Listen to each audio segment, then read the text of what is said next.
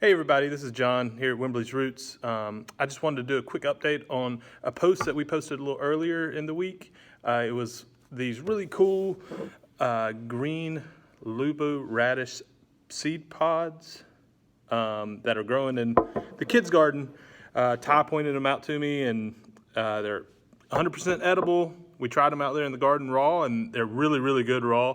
They were a little peppery, almost like a radish would be. So I was just kind of thinking about what we could do with them. I've never done it before, but we decided to just do a quick brine on them. You can find our recipe either on Instagram, Facebook, I think.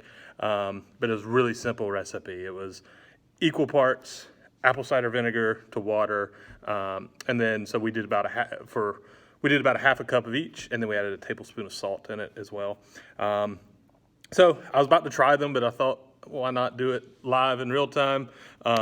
So I'm gonna uncover these guys and see what they taste like. If I'm not happy with the taste of them, we'll just let them keep going another day or two. But if we are happy with them, we'll stick them in the fridge and they'll kind of stay where they are. So without further ado, here goes nothing. So the little seed pods are pretty small. You got some that are kind of almost like little bird's beak peppers.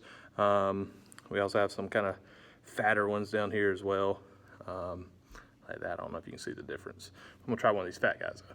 So here we go. So I think they taste really good. I don't think I want to let them brine any longer. They almost like a caper would be, pretty briny in that sense. What you could do with them, if you decide to do something like this at your own home, if you're growing radishes, and you let them go to seed, pull off the pods, these would be great in like a egg salad. Anything you would substitute like pickle relish for, or capers or anything like that. So it'd be great in egg salad, potato salad, throw them into some chicken salad. You could just eat them raw like I did. They're really good as a snack. But yeah, so I appreciate the time, guys, and that's it. Thanks.